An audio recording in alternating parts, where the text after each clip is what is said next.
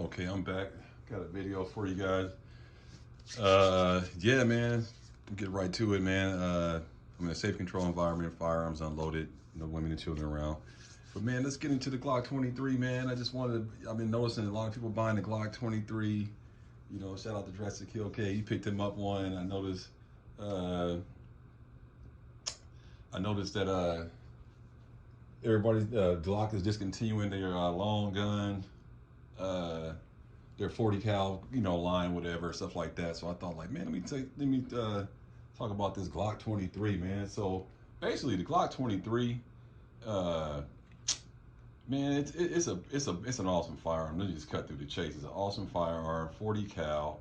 You can't really go wrong with that. It's the same profile as the Glock 19, 4.02-inch barrel. Tried, true, care about law enforcement, SWAT task for all kind of groups, and just a really fantastic firearm. 40 cal's not dead. Don't listen to people, man. People like to just say cliche type shit. 40 cal ain't dead. And people, I heard people say something about I can't find no ammo and stuff like that, man. I just be cracking up, man. I mean, they probably can't find it where they're at. So I'm not gonna sit here and say they lying and stuff like that. They don't know what they're talking about. I'm just trying to say that when I go to a gun store or academy or anywhere that sells ammo, I never encountered not being able to find 40 Smith & Wesson. I think the only time I saw it was a little scarce was during COVID, but at that point everything was scarce. It wasn't just 40 Smith & Wesson. That 357 SIG, you might not see that, or 380 Auto, you may not see that, but you don't really not see 40 Smith & Wesson. So let's stop that nonsense. Man, that ammo's everywhere, and it's relatively cheap too. I think on the high end it's going for like, what, $21 a box. On the low end you can grab it for like 17, some places 16. I mean, it ain't like it's like you can't find it. So if someone was talking about buying a 40 cal 40 Smith & Wesson, you ain't gonna have no problem with no freaking ammo, man. That's one of the biggest lies ever told about 40 Smith & Wesson. You can't find the ammo. Where you buying your gun at Toys R Us? I mean, anyway.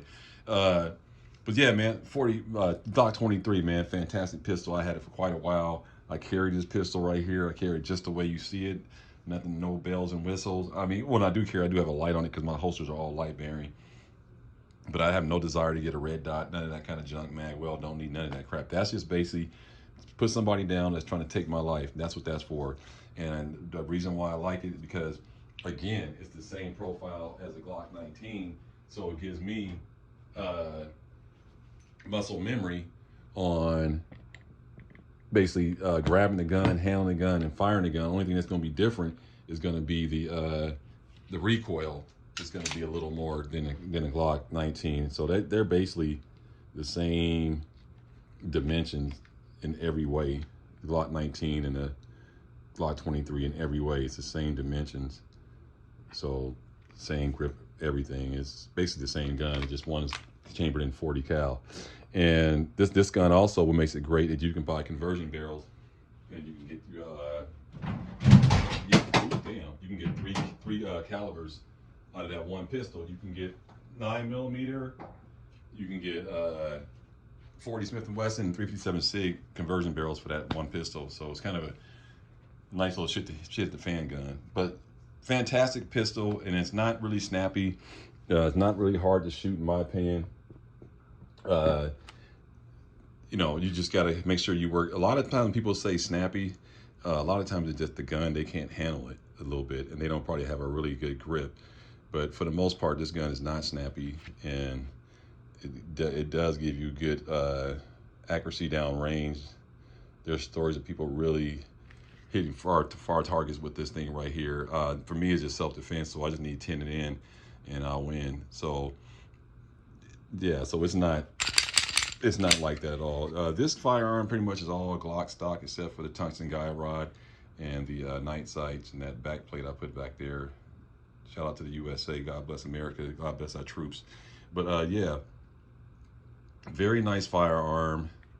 I will never get rid of this. I mean, I let everything go. You heard me say it. I'll let everything go before I let this go. This is never, I'm dead and gone. It'll be right next to me because I carry this a lot. And it was in one of my home defense when I only had 2 pistols. I had a Glock 19, I had this, and I would have had this by the nightstand. So fantastic firearm. Nothing really bad to say about it at all. You know, you get good capacity. You got 13 round mags. Okay, you got the 13 round mags. And I think I got Federal up in here, HST. I mean, you get hit with one of those, boy, let me tell you, you have a headache, man. Chest gonna be all sore, everything. You're gonna be it's gonna be a problem, man. This is gonna be a problem. Close range, you get hit with a 40. It's not nothing to play with. Yeah, I got another one right here. So this could be a major problem right here. And this is my 10 round mags from California. So I used to carry this in Cali. This is my 10 rounders. 10 rounds is good enough for me. I ain't tripping. And then if you want to step it up, you got the 22. Okay, you got the 22 Glock factory mag. So you have a lot of options. You can, you know, if you want to put the fun stick up in there, you can go ahead and get busy like that too.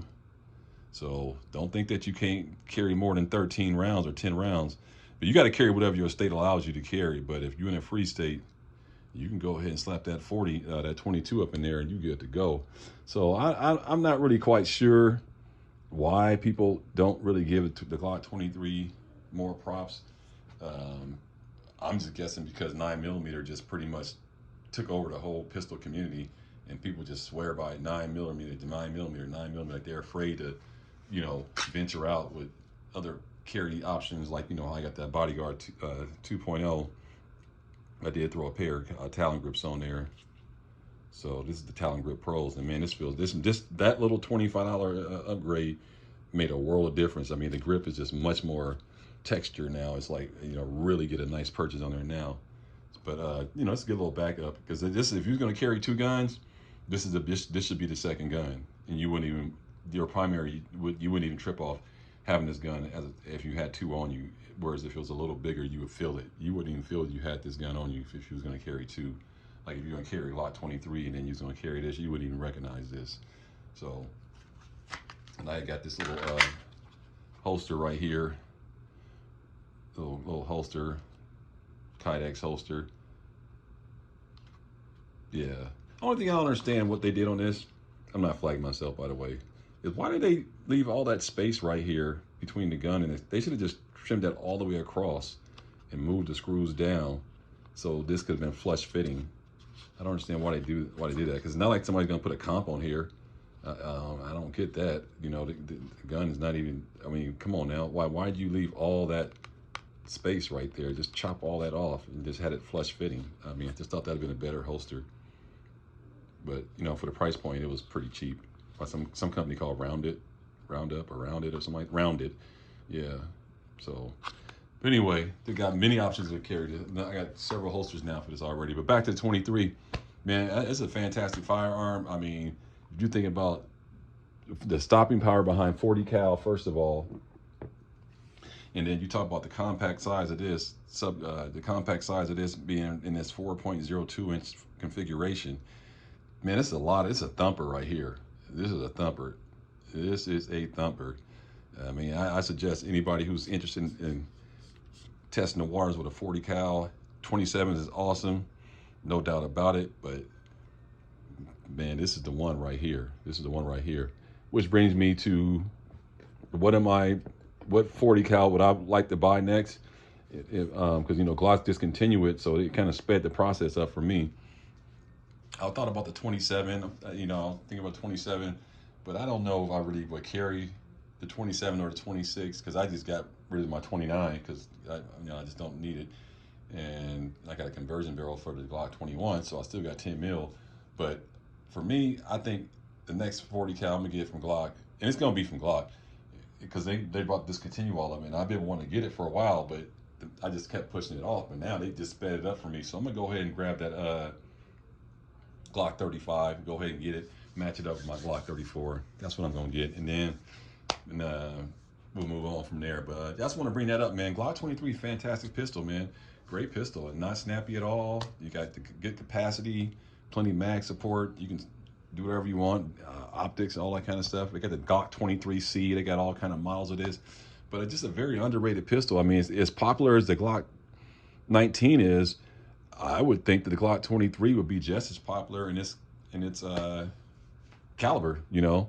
And I just think that people, it's just probably not a lot of 40 cals out there in the market. And like I said, the impact of the 9mm pistol just kind of knocked 40 Smith and Wesson off the map, really, so to speak. But they still got me on the map. I'm a firm believer. I've seen ballistics on what 40 Smith and Wesson does to gel, and I've seen it, man. I seen the power when I shoot it, and how flat that gun shoots, and how it stays on target, and it's a real easy shoot. And that's what made me carry it more than the Glock 19, because I was thinking like, well, wait a minute, if this is just as easy to shoot as a Glock 19, well, why don't I just carry this? Now, here's the difference. It's a little heavier. It's a little heavier because the ammo's bigger.